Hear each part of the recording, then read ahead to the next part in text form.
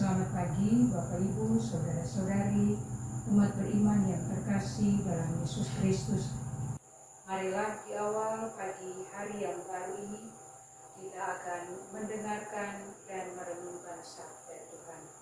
Namun sebelumnya kita bersatu dalam doa.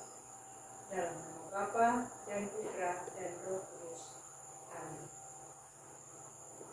Allah Bapa yang penuh kasih, syukur dan terima kasih atas berkat dan perlindungan-Mu kepada kami hingga di pagi hari yang baru ini. Engkau telah menjaga, memelihara dan melindungi kami sepanjang istirahat malam tadi hingga di pagi hari yang baru ini. Engkau masih memberikan kami kekuatan, kesehatan, dan nafas hidup. Kami akan memulai seluruh tugas tanggung jawab kami. Persiarahan kami di sepanjang hari ini, semoga Engkau senantiasa memberkati semuanya, agar boleh berjalan dalam bimbingan serta tuntunan kasih-Mu. Berkati kami lewat sabda kasih-Mu, agar kami tetap berjalan dalam terang dan tuntunan-Mu.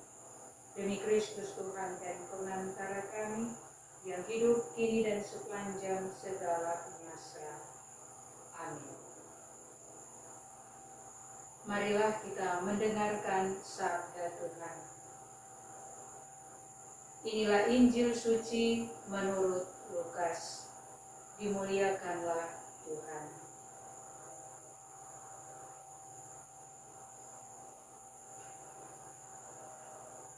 Siapakah sesamaku? Pada suatu ketika seorang ahli kitab berdiri hendak mencobai Yesus. Guru, apakah yang harus kulakukan untuk memperoleh hidup yang kekal? Jawab Yesus kepadanya, apa yang tertulis dalam hukum Taurat? Apa yang kau baca di sana? Jawab orang itu, kasihilah Tuhan Allahmu dengan segenap hati dan dengan segenap jiwamu, dan dengan segenap kekuatanmu, dan dengan segenap akal budimu.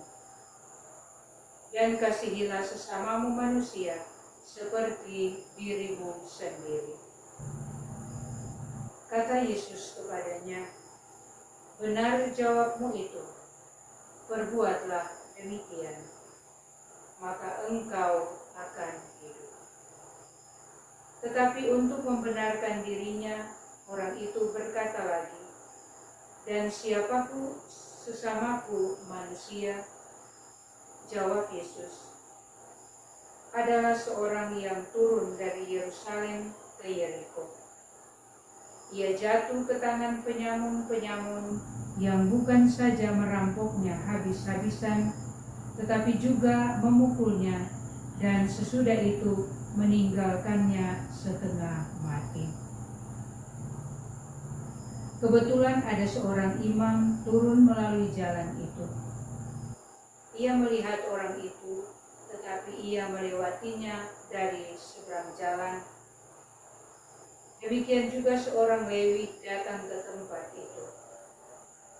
Ketika melihat orang itu, ia melewatinya dari seberang jalan. Lalu datanglah ke tempat itu seorang Samaria yang sedang dalam perjalanan. Ketika ia melihat orang itu, tergeraklah hatinya oleh belas kasih. Ia pergi kepadanya, lalu membalut luka-lukanya, sesudah menyiraminya dengan minyak dan anggur. Kemudian ia menaikkan orang itu ke atas keledai tunggangannya sendiri, lalu membawanya ke tempat penginapan dan merawatnya. Keesokan harinya, ia menyerahkan 2 dinar kepada pemilik penginapan itu. Katanya, rawatlah dia, dan jika kau belanjakan lebih dari ini, aku akan menggantikannya waktu aku kembali. Menurut pendapatmu, siapakah di antara ketiga orang ini adalah sesama manusia dari orang yang jatuh ke tangan penyamun itu? Jawab orang itu, orang yang telah menunjukkan belas kasihan kepadanya. Yesus berkata, pergilah dan lakukanlah. Demikianlah sabda Tuhan. Terpujilah Kristus. Saudara-saudari yang terkasih dalam Yesus Kristus, Yerusalem adalah simbol dari kedekatan dengan Tuhan. Sebuah puncak spiritual yang suci. Sedangkan Yeriko di dasar lembah adalah gambaran dari kehidupan yang santai dan penuh godaan. Sebuah lembah yang begitu mudah membuat manusia jatuh.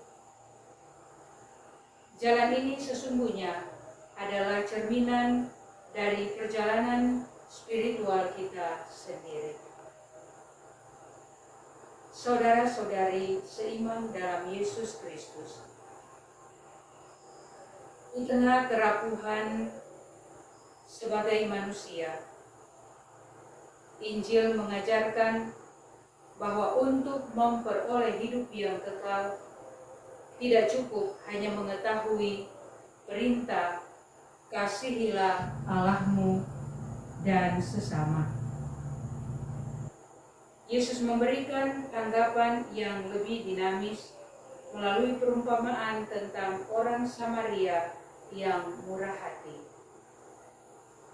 Tindakan kasih Samaria tersebut terdiri dari 3 momen, yaitu yang pertama, perasaan atau emosi yang mendalam. Ia tergerak hingga ke lubuk hati oleh penderitaan korban. Merupakan perasaan yang mirip dengan belas kasihan Allah terhadap umatnya. Yang kedua, tindakan nyata. Ia tanpa ragu memberikan pertolongan pertama, membalut luka dan membawa orang yang terluka itu ke tempat yang aman. Hal yang ketiga, komitmen untuk masa depan.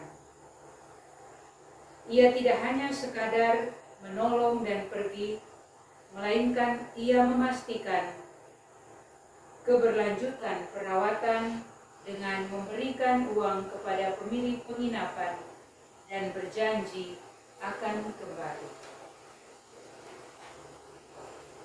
Dengan demikian, kasih yang sesungguhnya adalah sebuah perjalanan yang berkelanjutan. Kasih itu dimulai dari hati yang tergerak, diwujudkan melalui tindakan segera, dan dipertahankan dengan tanggung jawab penuh hingga misi pelayanan selesai. Orang Samaria yang turun dari Yerusalem seperti Kristus yang turun dari surga. Ia mendekati yang terluka, menuangkan minyak dan anggur, simbol sakramen dan kasih ilahi, dan membawanya ke tempat yang aman, yaitu penginapan yang oleh para bapa gereja dilambangkan sebagai gereja. Yesus mengajar kita tentang sebuah gerakan rohani.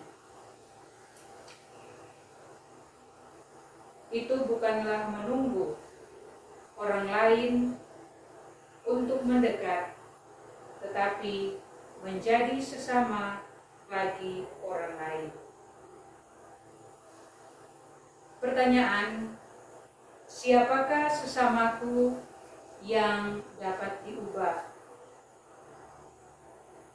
Bagaimana aku dapat menjadi sesama bagi orang lain?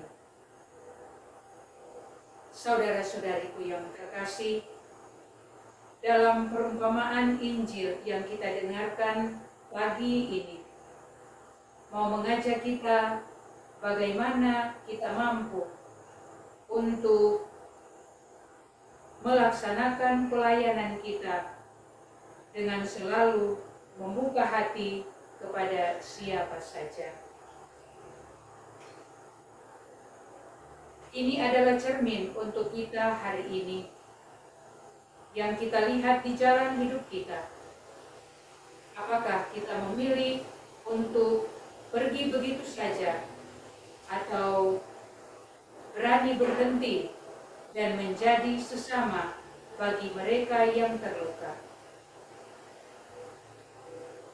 Mari kita melakukan pelayanan dengan penuh cinta dan ketulusan, tidak terbatas kepada siapa saja, tetapi kepada semua yang senantiasa membutuhkan bantuan dan pelayanan kita. Semoga Tuhan memberkati kita sekalian. Amin. Marilah berdoa. Allah Bapa yang Maha Baik, pengorbanan Yesus Kristus Putramu telah kami kenangkan.